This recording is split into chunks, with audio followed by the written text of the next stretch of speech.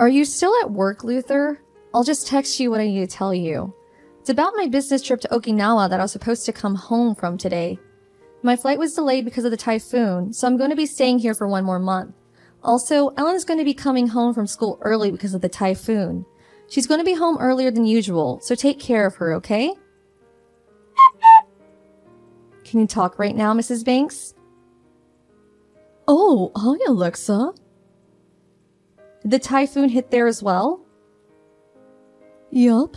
It looks like the real storm is yet to begin, but already the weather is getting rough. That reminds me, you were supposed to come home from your business trip to Okinawa today, right? How is it over there? Well, that's what I wanted to talk to you about. I can't come home today since my flight's been delayed because of the typhoon. Oh, the weather's still bad over there? The typhoon's already passed, but the flight I was supposed to be on was delayed. I probably won't be able to get home by tonight, so I'm going to stay here for 1 more day. I see. Take care then. There's one more thing I want to talk to you about. You can see our house from the apartment you live in, right? What? Well, yes, I can. Can you see if the light in our house is on or not? Sure thing, I guess. Your house is right across the street and I can see it from my veranda. To tell you the truth, I can't contact my husband, even though he's supposed to be working remotely today. Considering the weather today, he's probably at home if he's a remote worker, right? It's fine if that's the case, but Ellen's elementary school is making the kids go home early today because of the typhoon. I told him about this, but he wouldn't reply. I'm worried about Ellen, so I would appreciate it if you could check in on her as well. So I should just check in on the house, right? Yep, thanks. Mrs. Banks? How is the house? Alexa, it's terrible! I found Ellen outside on her own in the middle of the typhoon. What? I take a look at your house from my veranda just like you told me to, which is when I saw Ellen curled up in front of your front door. I rushed and brought her into my house and made her take a bath. Luckily she had no injuries, but she's just a 9-year-old girl. This is terrible. Why was she there? Was my husband Luther not inside the house? He probably wasn't. When I saw Ellen, my first thought was to bring her into your house and give her a bath. But when I tried to open the front door, it wouldn't open. I asked Ellen about it, and she said she forgot her keys in the house that morning. So I then brought her into my house. I gave her some hot milk when she got out of the bath, and she was probably so relieved that she's now sound asleep. So that's what happened. I was thinking about asking Ellen what exactly happened, but I thought that she needs to rest first, so she hasn't told me anything yet. Not knowing what happened makes me really anxious, but thanks for saving Ellen. If you don't mind, could you take care of Ellen until I get home? Of course. The rain is just getting stronger and stronger, so there's no way we can leave the house right now. Thanks, I'm counting on you. Still, though, I wonder where Luther went off to. Me and my husband tried contacting him from both our smartphones, but he wouldn't reply. I gave him a brief explanation of what happened and told him that Ellen was safe with me, but my texts remain unread. But his car was gone, so it's likely that he went off somewhere. Understood. Thanks for the information. Can you tell me if you find out anything important? I know you have Ellen to take care of as well, so you don't need to exert yourself too much. It's fine. Me and my husband will take turns looking after her. Sorry for everything. I wouldn't know what to do without you. Oh, hi Alexa. You were texting me? I was so focused on my work, so I didn't notice until it was late at night now. Sorry, remote work is so scary because there's no one to tell you to take a break at times like this. I also had the text from your mom. Oh, I see, you couldn't come home because your flight was cancelled. Because of the typhoon, right? And Ellen is at your mother's apartment as well. Got it. Well then, I think I'll go to bed now. Good night. Good morning, Mom. How are things over there? Alexa, I was just thinking about contacting you. I took a look at your house from my veranda, and I saw your husband coming home in his car. Did Luther have a sister or something? Nope, he only has one brother. Did something happen? You're probably going to be very surprised at this, but I'm sorry. I saw him going to your house with a young woman. Huh? Are you sure that's what you saw? Sorry. I know this is all so sudden. What? There's no reason for you to be sorry. You did nothing wrong, Mother. Anyways, I need to get home as soon as possible because I can't do anything from here. I'm about to board the airplane. I can come home as soon as I turn in some papers involving my business trip to my office. I'll go directly to your house. I'll probably be there a bit past noon. I understand, but still, I'm glad today was a day off. We're still taking care of Ellen, all right? Yep, thanks. Luther, it looks like you were so focused on your work that you didn't notice my text until late at night yesterday. But didn't you notice that you had locked Ellen out? What? Oh, yeah, sorry about that, Alexa. I'll express my sorry and gratitude to your mother later. Anyways, though, you're working now, right? You said you were gonna go to the office after your plane arrives, right? Must be tough having to work on a weekend. Oh, I didn't say that I was going to work at the office. What? There are employees that go to work on weekends, but today's actually a day off for me, and I just had to go to the office to take care of something because my plane was delayed yesterday. I couldn't bring home important papers involving a business deal, you know? I just made a quick pit stop at the office to sort the papers. What? Does that mean that... Where are you right now, Alexa? I don't know. Where do you think I am?